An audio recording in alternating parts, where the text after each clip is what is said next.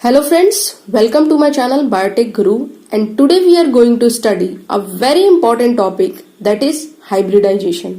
इसके introductive part को मैंने पिछले वीडियो में डील किया था, तो प्लीज अगर आपको इसके बारे में कुछ नहीं पता तो आप पिछले वीडियो को जाकर एक बार जरूर देखें। उसका लिंक मैंने डिस्क्रिप्शन बॉक्स में डाल दिया है, सो गो एंड वॉच इट।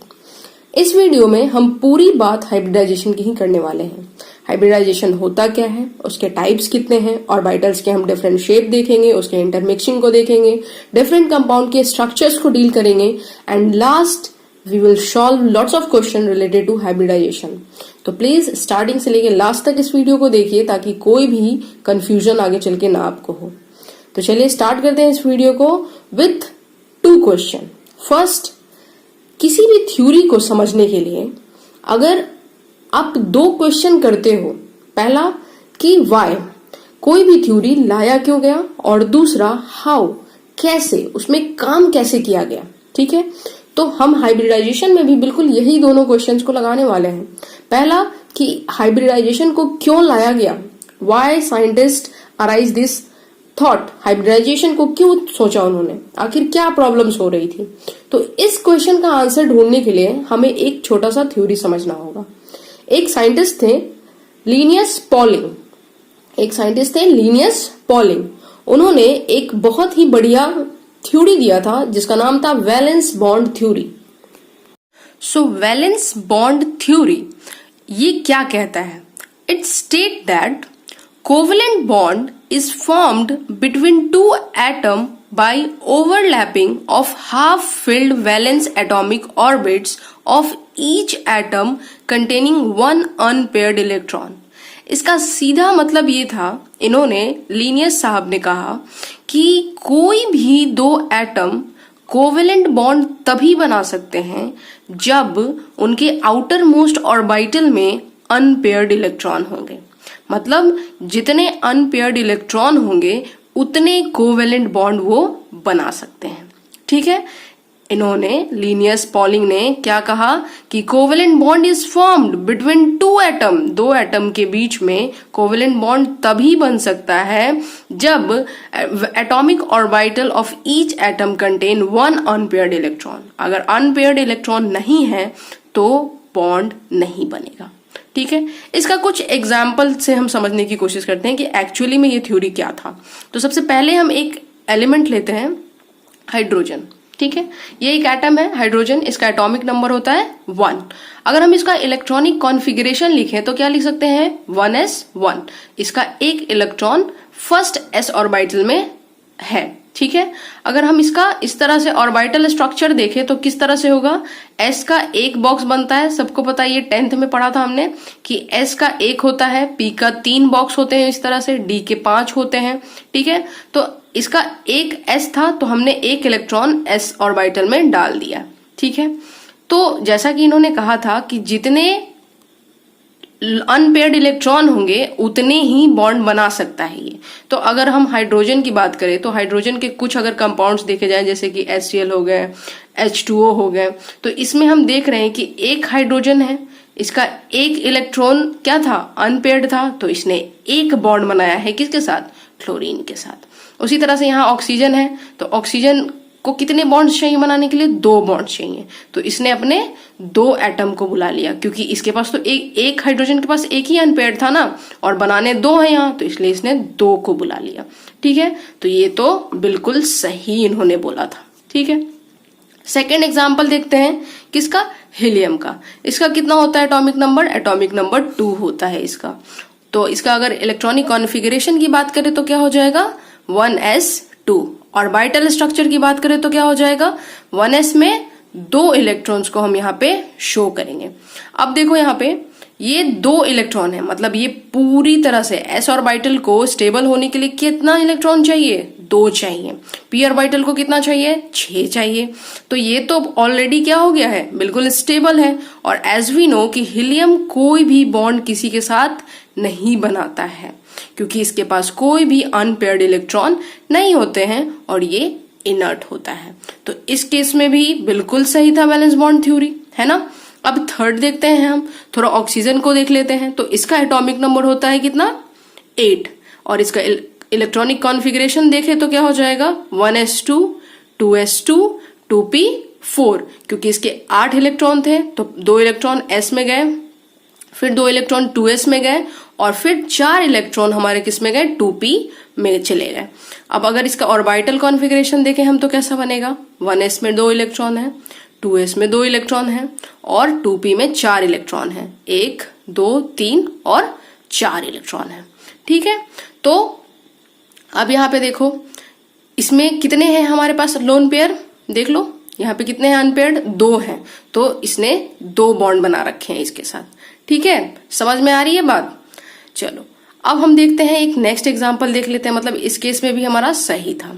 अब हम देखते हैं बोरोन को। बोरोन का एटॉमिक नंबर कितना होता है 5 होता है और इसका इलेक्ट्रॉनिक कॉन्फ़िगरेशन क्या होता है 1s2 2s2 एंड 2p1। अब ऑर्बिटल कॉन्फ़िगरेशन देख लो, 1s में 2 इलेक्ट्रॉन थे, 2s में भी 2 इलेक्ट्रॉन है और 2p में 1 इलेक्ट्रॉन है। लेकिन इसके कंपाउंड्स जब आप चेक करोगे, जब हम बोरोन के कंपाउंड्स चेक करते हैं तो हम क्या देखते हैं कि ये जो जनरली कंपाउंड बनाता है वो 3 एटम्स के साथ बनाता है, मतलब BF3 boron fluoride, boron chloride. तो हाउ इज पॉसिबल, ये कैसे पॉसिबल हो गया भाई। यहाँ पे वैलेंस बॉन्ड थ्योरी तो गलत साबित हो गई। तो क्या वैलेंस बॉन्ड थ्योरी गलत थी या ये कंपाउंड्स गलत थे? तो ना तो वैलेंस बॉन्ड थ्योरी गलत था ना ही कंपाउंड्स गलत था। ठीक है, हम देखेंगे कि क्या इसमें प्रॉब्लम हो रही थी। तो यहाँ पे वैलेंस बॉन्ड थ्योरी थोड़ा सा हम थोड़ी देर के लिए क्या कह सकते हैं कि नहीं यहाँ पे फॉलो हो रहा है। अब नेक्स्ट देखते हैं कार्बन में, हम यहाँ देख लेते हैं कार्बन का कितना होता है एटॉमिक नंबर 6 होता है। इसका इलेक्ट्रॉनिक कॉन्फ़िगरेशन क्या हो जाएगा 1s2 2s2 and 2p2। Orbital देख लो यहाँ पे ऑर्बिटल स्ट्रक्चर्स कैसे हो जाएंगे इसके, तो 1s में 2 इलेक्ट्रॉन, 2s में 2 इलेक्ट्रॉन और 2p में 2 इलेक्ट्रॉन। लेकिन कार्बन के जो हम जितने भी कंपाउंड्स देखते हैं वो हमेशा कुछ इस तरह के होते हैं, मतलब कार्बन 4 बॉन्ड बना सकता है, उसके पास कैपेसिटी होती है कि वो 4 बॉन्ड बना सकता है किसी अदर एलिमेंट्स के साथ। लेकिन यहाँ पे तो अनपेयर्ड इलेक्ट्रॉन 2 ही है, तो how it is doing this. तो यहाँ पे भी वैलेंस बॉन्ड थ्योरी थोड़ी देर के लिए गलत साबित हो गया। फिर बेरिलियम में देख लेते हैं हम, इसका भी एटॉमिक नंबर कितना होता है 4 होता है। इलेक्ट्रॉनिक कॉन्फ़िगरेशन क्या हो जाएगा इसका 1s2 2s2। ठीक है, और ऑर्बिटल कॉन्फ़िगरेशन कैसा हो जाएगा, तो 1s में 2 इलेक्ट्रॉन और 2s में 2 इलेक्ट्रॉन। अगर यहाँ देखा जाए तो इसके तो एक भी अनपेयर्ड इलेक्ट्रॉन नहीं है, तो इसे भी बिल्कुल किसी के साथ रिएक्ट नहीं करना चाहिए था। बट हमारे पास बहुत सारे ऐसे बेरिलियम के कंपाउंड्स प्रेजेंट हैं, तो ये कहाँ से आ गए, तो कुछ तो गड़बड़ यहाँ भी है। तो यहाँ पे भी वैलेंस बॉन्ड थ्योरी थोड़ी सी यहाँ पे फेल हो गई है। सो हमने यहाँ देखा कि वैलेंस बॉन्ड थ्योरी कुछ एटम्स के लिए बिल्कुल परफेक्ट था, लेकिन कुछ एटम्स में यहाँ पे प्रॉब्लम क्रिएट कर रहा था। जैसे कि हम यहाँ पे इसी कंपाउंड को देख लो, आप इसी एटम को देखो यहाँ पे कि इसके एक भी अनपेयर्ड इलेक्ट्रॉन प्रेजेंट नहीं है, लेकिन ये फिर भी इस तरह के कंपाउंड को बना रहा है।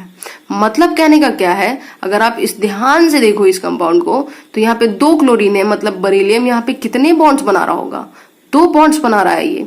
तो आखिर इसके ऑर्बिटल में कुछ तो चेंजेस करना होगा कि यहाँ पे कितने अनपेयर्ड इलेक्ट्रॉन हो जाए 2, क्योंकि जितने अनपेयर्ड इलेक्ट्रॉन होंगे उतने ही बॉन्ड बन सकते हैं, ऐसा हमारा वैलेंस बॉन्ड थ्योरी कहता है।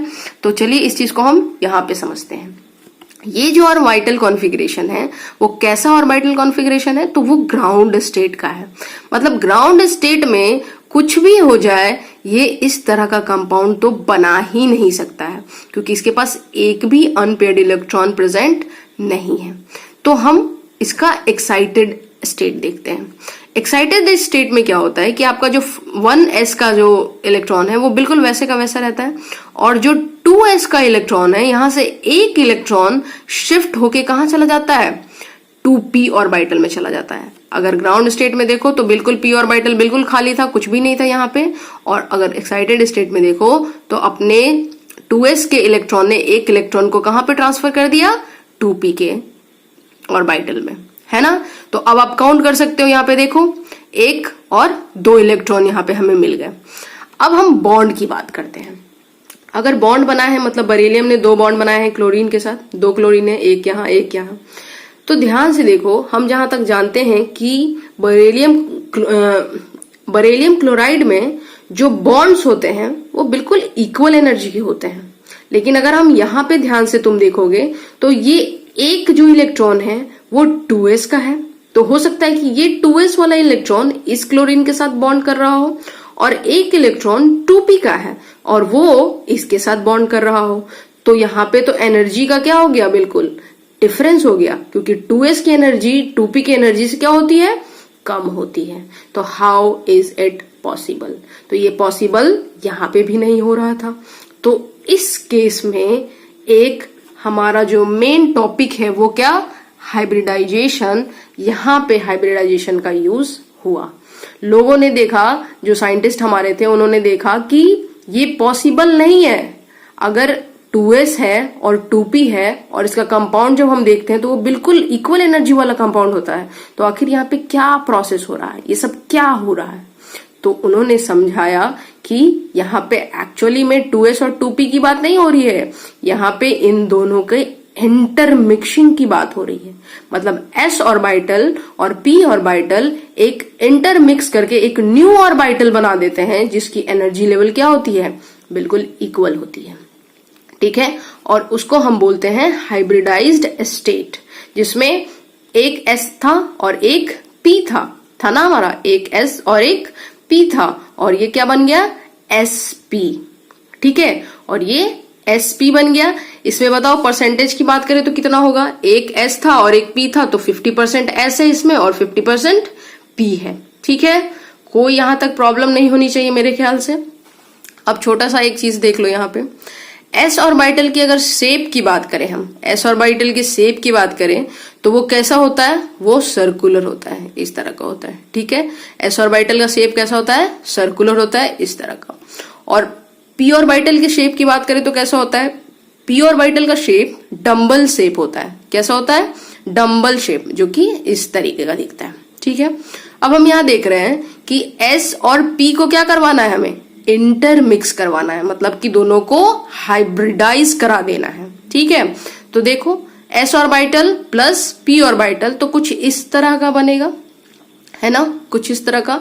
ये s ऑर्बिटल था, ये p ऑर्बिटल था और ये दोनों ने इंटरमिक्सिंग कर दिया। तो अगर आप ध्यान से देखोगे यहाँ पे तो ये जो s ऑर्बिटल है ये पूरी तरह से इस p ऑर्बिटल में क्या हो जाता है, फिट हो जाता है, इसके अंदर ये फिट हो जाता है। तो फिट होने के बाद वो कुछ इस तरीके का दिखता है। एक ये थोड़ा सर्कुलर टाइप दिखेगा और ये छोटा सा इसका ये वाला पार्ट यहाँ पे हम देख पा रहे हैं। ठीक है, कोई प्रॉब्लम?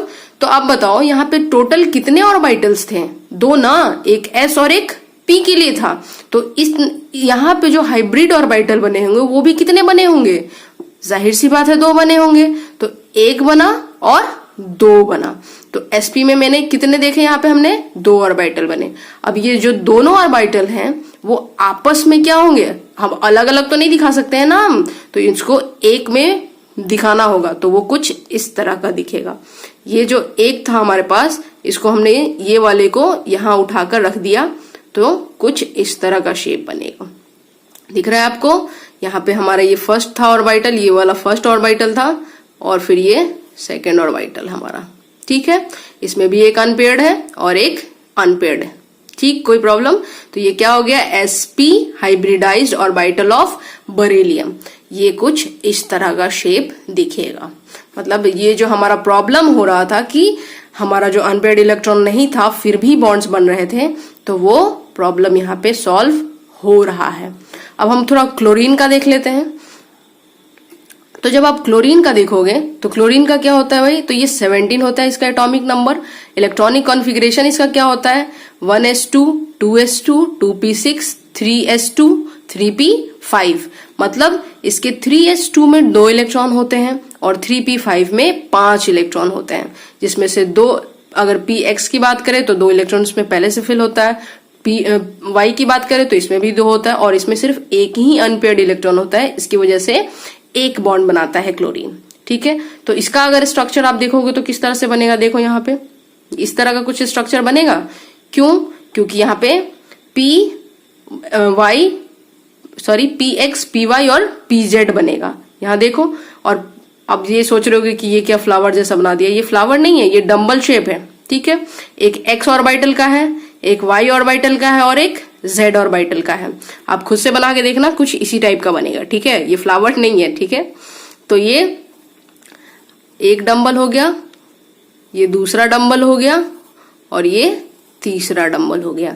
तो अगर देख लो यहां, मान लो ये अगर x का था तो इसमें 2 है, y का था तो इसमें भी 2 है, लेकिन z वाले में 1 है। ठीक है, तो बरेलियम का कुछ इस तरह का स्ट्रक्चर बन रहा है और क्लोरीन का कुछ इस तरह का स्ट्रक्चर बन रहा है।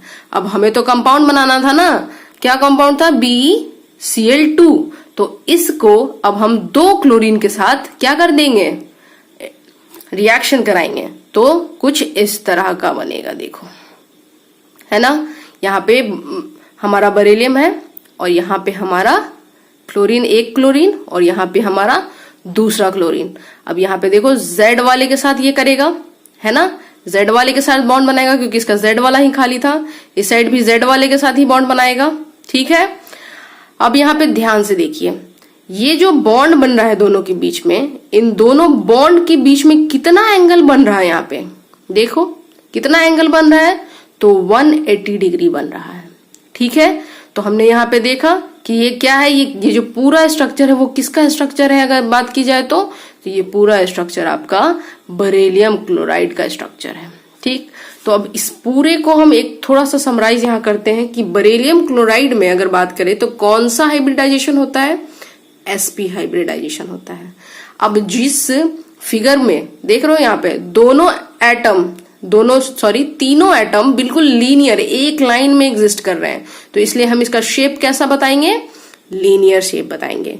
बॉन्ड एंगल कितना होगा यहाँ पे बताओ? 2 बॉन्ड के बीच का एंगल कितना बन रहा है? तो 180 डिग्री बन रहा है। S परसेंटेज कितना है इसमें? sp में S का कितना भागीदारी है, कितना पार्टिसिपेशन है? तो 50% है। और P का कितना है? तो 50% है। तो ये था हमारा sp हाइब्रिडाइजेशन। अब हम यहाँ दूसरा अपना कंपाउंड देखते हैं जो कि क्या था? Boron chloride. ठीक है, तो बोरोन का एटॉमिक नंबर कितना होता है? 5 होता है। इसका इलेक्ट्रॉनिक कॉन्फ़िगरेशन अगर देखें तो क्या हो जाएगा? 1s2 2s2 2p1। और ये जो ऑर्बिटल अगर कॉन्फ़िगरेशन देखें तो कुछ इस तरह का होगा ग्राउंड स्टेट में।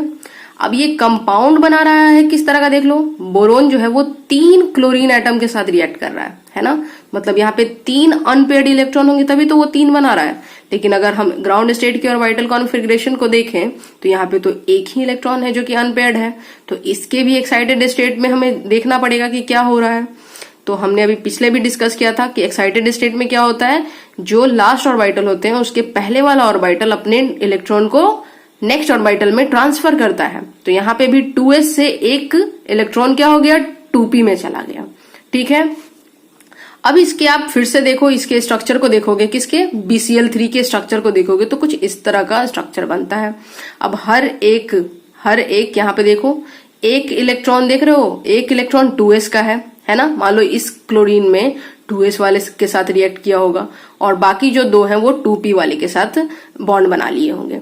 ठीक, तो यहाँ पे तो ये वाला एनर्जी लेवल और ये वाला एनर्जी लेवल डिफरेंस होना चाहिए, लेकिन कंपाउंड में ऐसा कुछ नहीं होता है, सभी एनर्जी लेवल क्या होते हैं? सेम होते हैं। तो फिर भाई क्या हो रहा है? भाई यहाँ पे भी क्या होगा? अगर एनर्जी लेवल डिफरेंस है तो यहाँ पे भी हमें क्या करना होगा? हाइब्रिड ऑर्बिटल्स बनाने पड़ेंगे जिसके एनर्जी लेवल क्या होते हैं? बिल्कुल सेम होते हैं, कोई भी इसमें चेंजेस नहीं होता है, ना 2s का ना p वाले का, 2p वाले का। ठीक है, तो इसमें बताओ कि कितने हाइब्रिड ऑर्बिटल्स बनेंगे? तो ऑब्वियसली सी बात है, कितने यहाँ पे हमें चाहिए थे?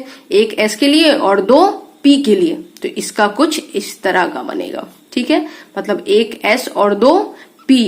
ठीक, अब परसेंटेज निकालो, अगर s परसेंटेज निकाले हम तो s परसेंट 100% में से इसका कितना पार्ट है?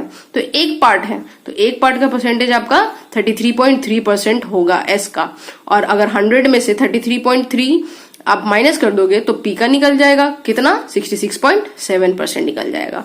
अब फिर वही कहानी जो अभी हमने पहले देखा था कि अगर इसका स्ट्रक्चर देखें हम तो क्या होगा? तो एक s यूज किया गया है, s का कैसा होता है शेप? तो सर्कुलर होता है। 2 p यूज किया गया है, तो एक p हमने डंबल एक लिया और दूसरा यहाँ पे हमने डंबल लिया दूसरे के लिए। तो इसमें बताओ टोटल कितने हाइब्रिडाइज्ड ऑर्बिटल्स बने होंगे? 3 बना होगा, 1 2 तीन, क्योंकि हमने 3 अनपेयर्ड इलेक्ट्रॉन रखने हैं। हमें कितने अनपेयर्ड इलेक्ट्रॉन रखने हैं? 3। तो हमें 3 ऑर्बिटल्स के शेप चाहिए। तो हर एक में क्या होगा? एक इसमें आ जाएगा, एक इसमें आ जाएगा और एक इसमें आ जाएगा।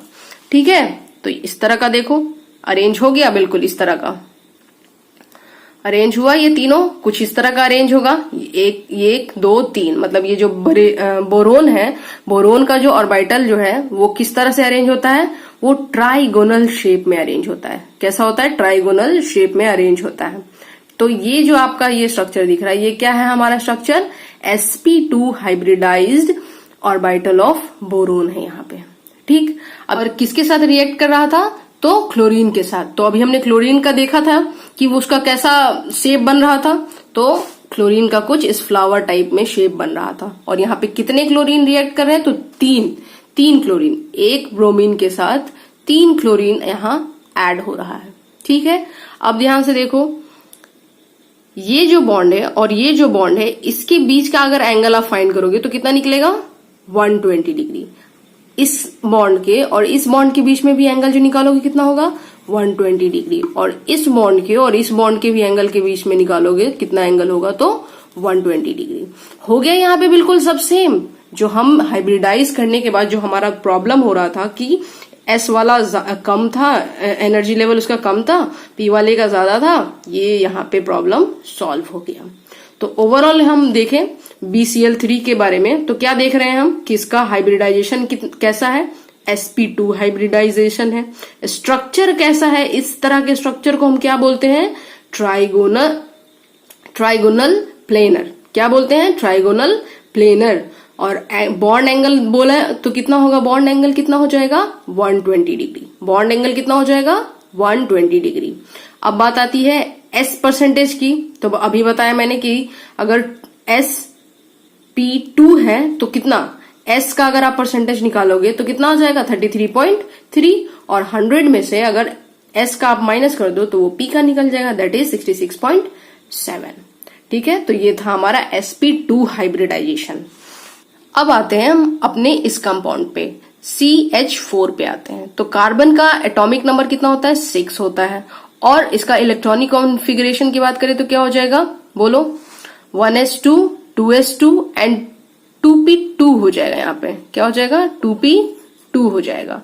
तो ग्राउंड स्टेट में अगर हम इसकी ऑर्बिटल कॉन्फ़िगरेशन को देखें तो 1s में 2 इलेक्ट्रॉन है, 2s में भी 2 इलेक्ट्रॉन है और 2p में भी 2 इलेक्ट्रॉन है ना? 2 इलेक्ट्रॉन है, 2 अनपेयर्ड इलेक्ट्रॉन है। लेकिन हमें जहां तक पता है कि कार्बन इज अ टेट्राहेड्रल बनाते हैं ये, मतलब कि चार बॉन्ड बना रहे हैं ये। हाइड्रोजन हमने आगे पहले वाले अभी देखा था मैंने कि क्या देखा था कि हाइड्रोजन जो है वो एक हाइड्रोजन एक बॉन्ड बनाता है। तो इसने 4 हाइड्रोजन को जोड़ रखा है। मतलब यहाँ पे टोटल कितने बॉन्ड बन रहे हैं? 4। लेकिन इसके पास अनपेयर्ड इलेक्ट्रॉन कितने हैं? 2। तो ये इसका ग्राउंड स्टेट है। ग्राउंड स्टेट में कभी भी ये चीज पॉसिबल नहीं होगी। तो ये क्या करेंगे? एक्साइटेड स्टेट में जाएंगे। और एक्साइटेड स्टेट में क्या हो जाएगा? तो फिर से जो ये लास्ट ऑर्बिटल है उसके पहले वाला ऑर्बिटल क्या करेगा? अपना एक इलेक्ट्रॉन इसको ट्रांसफर कर देगा। और देखो अब यहाँ काउंट करो, 1s में 1, 2s में 1, 2, 3, मतलब कि टोटल कितने हो गए अनपेयर्ड इलेक्ट्रॉन?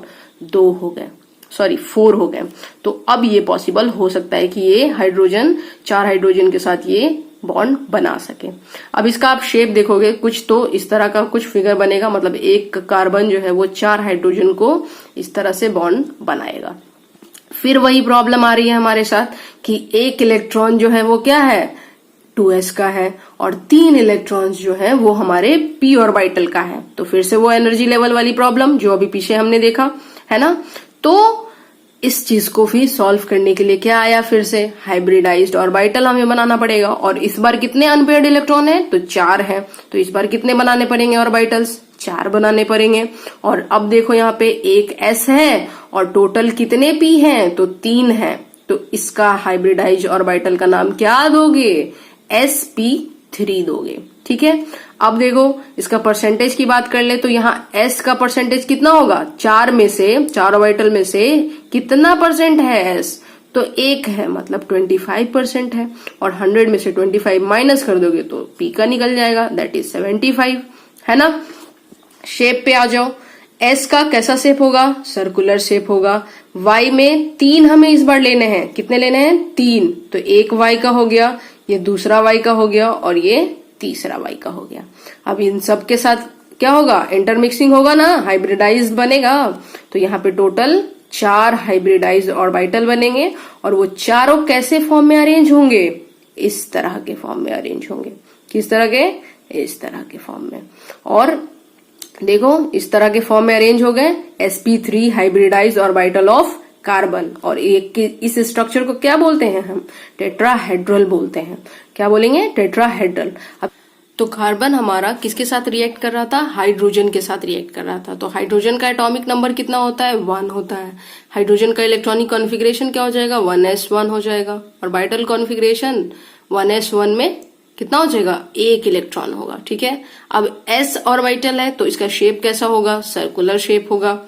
और अभी हमने पीछे देखा था कि कार्बन हमने बनाया था कुछ इस तरह का, और 4 s वाले किसके, हाइड्रोजन के 4 s वाले अदर डम्बल शेप के साथ बॉन्ड बनाएंगे। तो 1 बन गया, 2 बन गया, 3 बन गया और ये 4 बन गया। अब हर एक जितने भी यहाँ पे बॉन्ड एंगल बनेंगे वो कितने डिग्री के होंगे, तो 109.5 डिग्री के यहाँ पे बॉन्ड एंगल्स बनेंगे।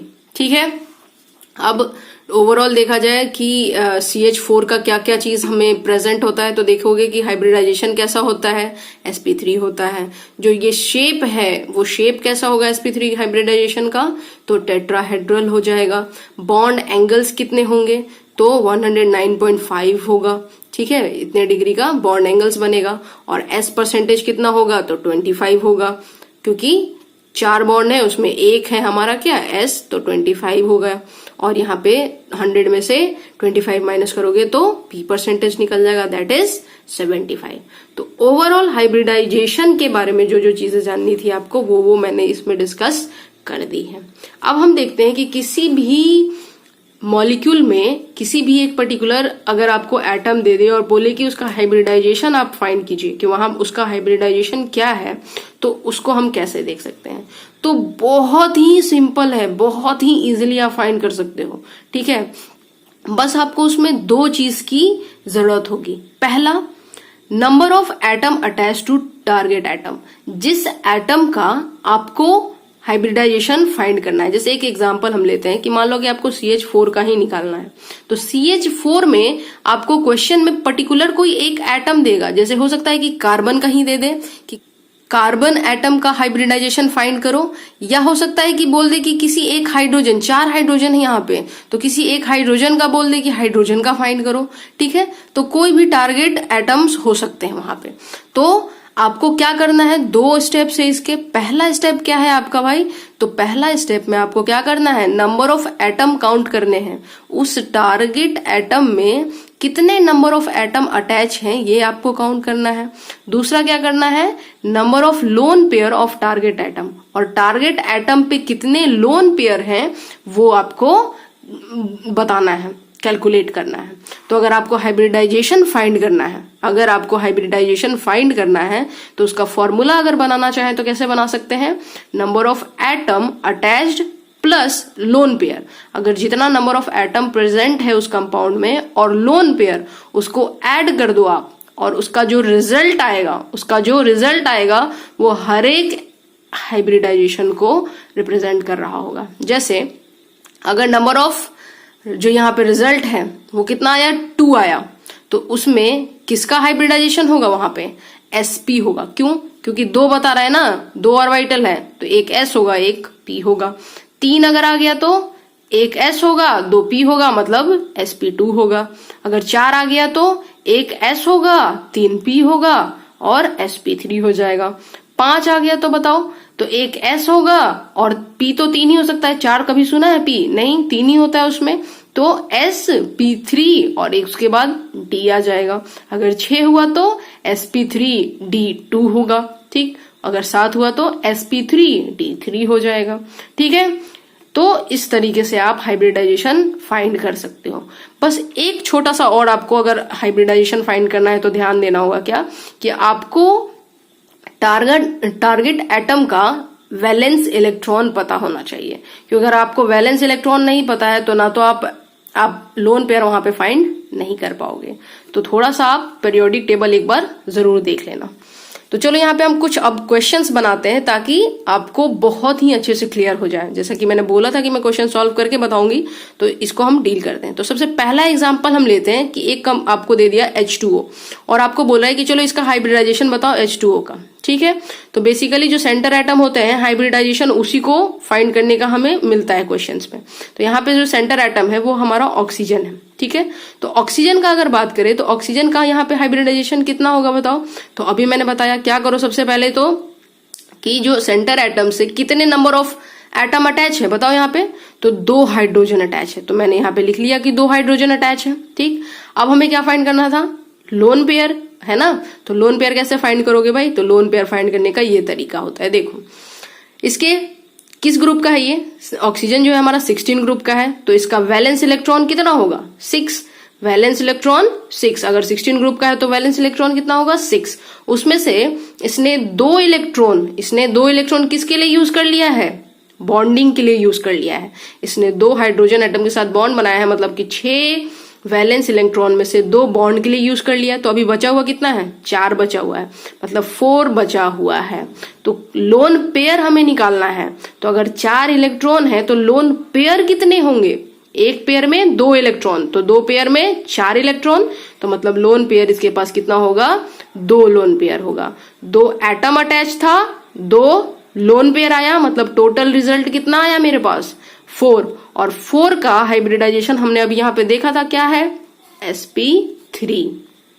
कोई दिक्कत यहाँ पे नहीं। चलो नेक्स्ट देखते हैं HCl का बताओ। मान लो क्लोरीन है यहाँ पे, तो HCl में क्लोरीन जो होता है वो हमारे 17 ग्रुप का होता है। उसका वैलेंस इलेक्ट्रॉन कितना होगा, 7 होगा, है ना।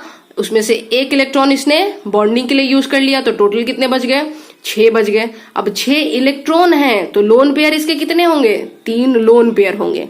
1 एटम अटैच है और 3 लोन पेयर है, मतलब टोटल कितना हो गया 4। और इसका हाइब्रिडाइजेशन क्या है, sp3, है ना।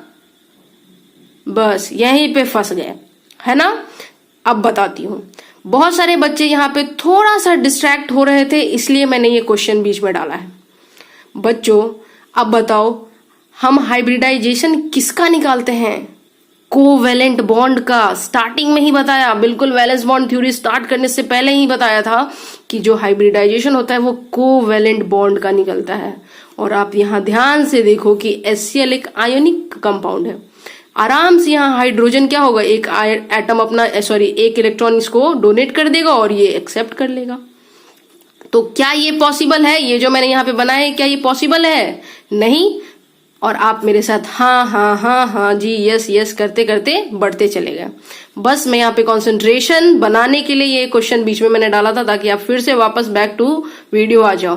तो चलो अब आगे हम लोग अच्छे से देखते हैं। प्लीज कंसंट्रेट करो, जो आप भटक रहे थे इधर उधर, इसलिए मैंने ये बीच में डाला था। और जिन बच्चों ने ये पहले नोटिस कर लिया मेरे बोलने से पहले, तो आप बहुत अच्छे से पढ़ रहे थे। हम कंटिन्यू करते हैं, ठीक है। चलो आ जाओ। तो एग्जाम्पल नंबर 3 देखते हैं। एक कंपाउंड हमारे पास क्या है, CCl4, मतलब कार्बन क्लोराइड है। तो इसका अगर आप देखो तो बताओ, इसका सेंटर एटम कार्बन होगा, कार्बन 14th ग्रुप का है ना। तो 14th ग्रुप का है तो इसका वैलेंस इलेक्ट्रॉन कितना होगा, 4 होगा। वैलेंस इलेक्ट्रॉन 4 है और टोटल बॉन्डिंग कितना बना रहा है, 4 बना रहा है। तो 4 इसके वैलेंस 4 इसके वैलेंस इलेक्ट्रॉन थे और 4 इसने यूज कर लिए बॉन्ड बनाने में। तो लोन पेयर तो बिल्कुल कुछ बचा ही नहीं इसके पास, कुछ बचा इलेक्ट्रॉन, कुछ नहीं बचा। तो इसके 4 एटम अटैच थे, लोन पेयर इसके 0 हो गए। तो टोटल रिजल्ट कितने आ गए, इसके 4 आ गए। तो 4 का हाइब्रिडाइजेशन sp3 है, ठीक। नेक्स्ट क्वेश्चन देखो यहाँ पे हमारा 4 नंबर बरीलियम फ्लोराइड। अभी जो पीछे हमने देखा था बरीलियम फ्लोराइड, तो हमने देखा था बरीलियम क्लोराइड को, अब यहाँ पे आ गया है बरीलियम फ्लोराइड। तो बरीलियम का है जो 2nd ग्रुप का है, तो इसका वैलेंस इलेक्ट्रॉन कितना होगा, 2 होगा। और इसने टोटल कितना, 2 वैलेंस इलेक्ट्रॉन था और दोनों को दोनों बॉन्ड बनाने में यूज कर लिया, मतलब इसके पास लोन पेयर एक भी बचा ही नहीं। अब नंबर ऑफ एटम अटैच कितने हैं इससे, 2 है और लोन पेयर 0 है, मतलब टोटल रिजल्ट इसका कितना आया, 2 आया। और 2 के लिए कौन सा हाइब्रिडाइजेशन होता है, sp होता है। चलो नेक्स्ट देखो, NH3 मतलब अमोनिया का देख लो। तो अमोनिया में क्या हो जाएगा कि ये N जो है मतलब नाइट्रोजन जो है वो 15th ग्रुप का है, तो इसका वैलेंस इलेक्ट्रॉन कितना होगा 5 होगा, जिसमें से इसने 3 इलेक्ट्रॉन बॉन्ड बनाने के लिए यूज कर लिया, तो बचा कितना इसके पास इलेक्ट्रॉन, 2 इलेक्ट्रॉन है, तो लोन पेयर कितना होगा, लोन पेयर 1 होगा। तो यहाँ पे फॉर्मूला पे पुट कर लो, number of atom attach 3, lone pair 1, total result 4, hybridization sp3। कोई प्रॉब्लम यहां तक?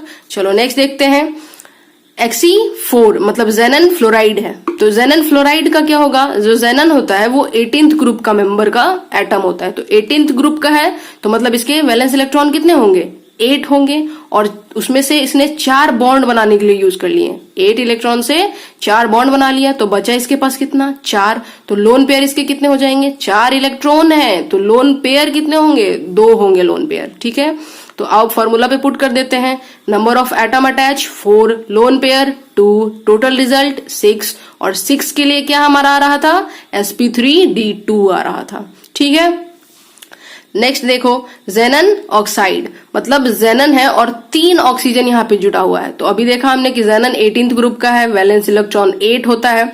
अब बताओ, एक ऑक्सीजन 2 बॉन्ड बनाता है, तो 3 ऑक्सीजन कितना बॉन्ड बना रहा होगा 6 बना रहा होगा। तो जेनन ने अपने 8 इलेक्ट्रॉन में से 6 इलेक्ट्रॉन बॉन्ड बनाने के लिए यूज कर लिए, है ना। तो कितने इलेक्ट्रॉन इसके पास बच गए, 2 इलेक्ट्रॉन बच गए, 2 इलेक्ट्रॉन है, लोन पेयर कितने होंगे 1 लोन पेयर होंगे, है ना। अब फॉर्मूला पे पुट कर दो, number of atom attach 3 plus lone pair कितना 1, टोटल रिजल्ट 4, हाइब्रिडाइजेशन sp3। ठीक है, नेक्स्ट आते हैं, थोड़ा सा टफ अब ले लेते हैं एग्जांपल, जैसे कि जेनन किसके साथ यहाँ पे बॉन्ड बना रहा है, देखो ऑक्सीजन भी और फ्लोरीन भी है, थोड़ा सा यहाँ पे कॉम्प्लेक्स कर दिया मैंने। तो अब देखो जेनन का निकालना था, जेनन 18th ग्रुप का है, इसके पास टोटल कितने हैं 8 इलेक्ट्रॉन है, जिसमें से एक ऑक्सीजन 2 बना रहा है, 2 बॉन्ड बनाता है, तो 2 ऑक्सीजन 4 बॉन्ड बनाएगा, एक फ्लोरीन 1 बॉन्ड बनाता है, तो 2 फ्लोरीन 2 बॉन्ड बनाएगा, तो 4 और 2 कितने हो गए 6। मतलब जेनन जो है वो अपने 8 इलेक्ट्रॉन में से 6 इलेक्ट्रॉन बॉन्ड बनाने के लिए यूज कर रहा है, तो बच कितने गए इसके पास 2 इलेक्ट्रॉन। अब 2 इलेक्ट्रॉन है, लोन पेयर कितने होंगे 1 होंगे, तो आओ फॉर्मूला पे पुट करते हैं, number of atom attach 4, lone pair कितने 1, टोटल रिजल्ट 5, और 5 का हाइब्रिडाइजेशन क्या होगा sp3d हो जाएगा। फिर अब थोड़ा सा हम यहाँ पे आयनिक कंपाउंड्स को भी देख लेते हैं। ठीक है, ये थोड़ा सा हमने जनरल कंपाउंड्स देखा था, अब यहाँ थोड़ा आयनिक कंपाउंड का देखते हैं।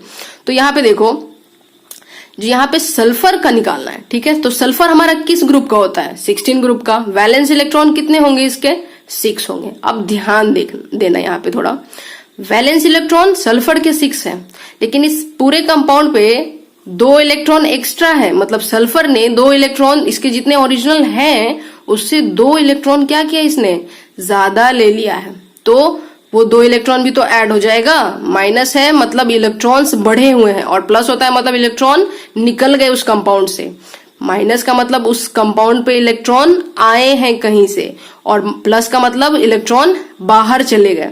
तो पहले से 6 थे, 2 और आ गए हैं इसके पास, तो टोटल इलेक्ट्रॉन कितना हो गया सल्फर के पास 8 हो गया। ठीक, ऑक्सीजन यहाँ पे 4 ऑक्सीजन है, एक ऑक्सीजन 2 बॉन्ड बनाता है, तो 4 ऑक्सीजन 8 बॉन्ड बनाएगा, और सल्फर के पास टोटल इलेक्ट्रॉन कितने थे 8 थे, 8 के 8 इलेक्ट्रॉन उसने बॉन्ड बनाने के लिए यूज कर लिए, तो कोई इलेक्ट्रॉन नहीं बचा, मतलब लोन पेयर इसका 0 हो गया। फॉर्मूला पे आ जाओ, number of atom attach 4, lone pair 0, result 4, तो इसका हाइब्रिडाइजेशन sp3।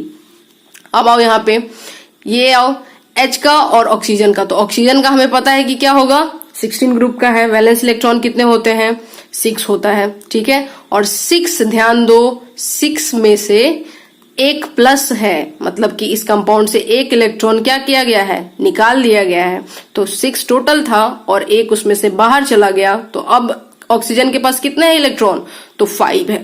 5 में से इसने कितने यूज कर लिए हैं तो 3 यूज कर लिए हैं बॉन्ड बनाने के लिए, तो इसके पास बचा कितना 2 इलेक्ट्रॉन बचा है, लोन पेयर कितना होगा 1 होगा।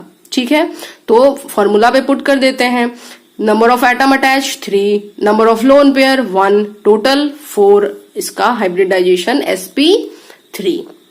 आई होप कि अब मतलब किसी भी कंपाउंड का अगर आपको हाइब्रिडाइजेशन निकालने के लिए मिल जाए तो आप आराम से, इतने क्वेश्चन बनाने के बाद तो आप आराम से कर सकते हो। तो इस वीडियो में भी मैं कुछ होमवर्क दे रही हूं आपको, तो इन सारे क्वेश्चंस का आपको आंसर कमेंट बॉक्स में आप भेज सकते हो मुझे, या फिर मेरे इंस्टा आईडी पे आप डीएम कर सकते हो, ठीक है। इन सारे क्वेश्चंस का आप आंसर मेरे को प्लीज कमेंट बॉक्स में या मेरे को डीएम करके बता देना, और इसका आंसर मैं नेक्स्ट वीडियो में ऑब्वियसली मैं पोस्ट कर दूंगी। सो आई होप कि हाइब्रिडाइजेशन आपको अच्छा लगा और समझ में आया। अगर समझ में आया है तो लाइक करना वीडियो को, कमेंट करके भी बता देना, और अगर प्रॉब्लम हो तो उसको भी कमेंट करके बता देना। और वीडियो प्लीज उन बच्चों तक पहुंचाओ यार जो बच्चे महंगे महंगे ट्यूशन और कोचिंग अफोर्ड नहीं कर सकते, बहुत सारे ऐसे बच्चे हैं। तो प्लीज वीडियो को शेयर भी करना, और अगर आप नए हो इस चैनल पे तो प्लीज चैनल सब्सक्राइब कर लो, क्योंकि और भी मजेदार वीडियोस आने वाले हैं, बहुत इंटरेस्टिंग वीडियोस आएंगे अभी। तो सब कोई सब्सक्राइब करो, शेयर करो और पढ़ाई करो, ठीक है। Thank you for watching. Be the technology Guru.